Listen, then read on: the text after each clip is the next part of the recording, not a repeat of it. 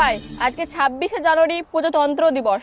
আজকের দিনে পতাকা উত্তোলন করার জন্য আমাদের মাননীয় মেম্বার সাহেবকে আসার জন্য অনুরোধ জানাচ্ছি। আসেন মেম্বার সাহেব।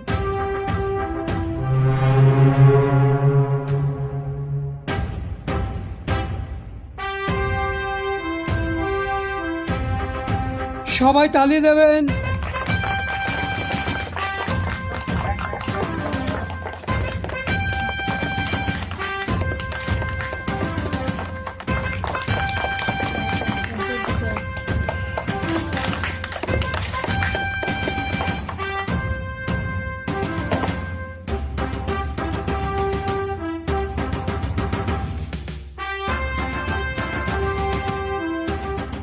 আজ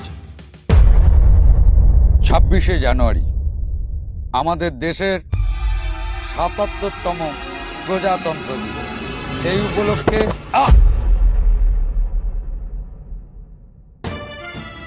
ধরকে তোর এত বড় সাহস, তুই মেম্বারের গায়ে জুতো মারিস? নিয়ে যান, চল, নিয়ে যান। চল।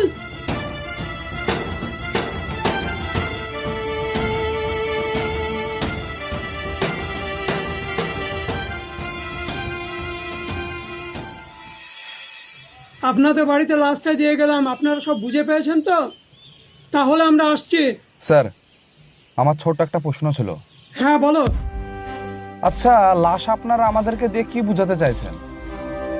এই যে বাইরে পরিযায়ী শ্রমিকরা হত্যা হচ্ছে, এই বিষয়ে আপনারা কি স্টেপ নিয়েছেন? আমরা যতটুকু পারছি সবকিছু ঠিকঠাক করার চেষ্টা করছি। আপনারা কিছুই ঠিকঠাক করছেন না। কিসের জন্য দিনের পর দিন পরিযায়ী শ্রমিক মারা যাচ্ছে সেটা আপনারা বলুন। আপনাদের ইমোশনটা আমি বুঝতে পারছি। আমাদের ইমোশন আপনি কিছু বুঝছেন না। আপনার বাড়িতে যদি কেউ মারা যেত না তাহলে আপনি বুঝতে পারতেন।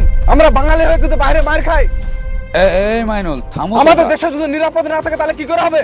এই মাইনুল থামো থামো। এদের বলে কোনো লাভ নেই, এদের এর থেকে বেশি কোনো ক্ষমতা নেই। তো আপনার মুখ্যমন্ত্রীকে বলুন আমাদেরকে নিরাপত্তা দেওয়ার জন্য।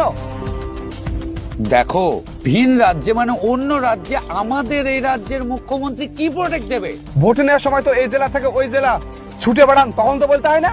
তখন জেলায় জেলায় গিয়ে ভোট চান যে এই জেলা আমার ঢোকা যাবে না, ওই জেলা আমার ঢোকা যাবে না। তা তোমার সাথে আমার কথা বলে পোষায় না, তুমি কোনো কথাটাই বোঝো না। এবারের কে আছে তাকে ডাকাও, আমি তার সাথে কথা বলবো। হ্যাঁ, আমরা এই বাড়ির লোক, যা বলার আমাদেরকে বলেন। ও শোনো, বুঝতে পেরেছি।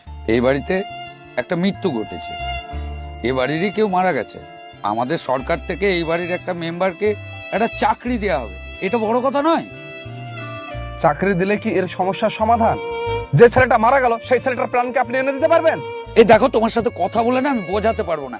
এই বর্তমান বাজারে না অনেক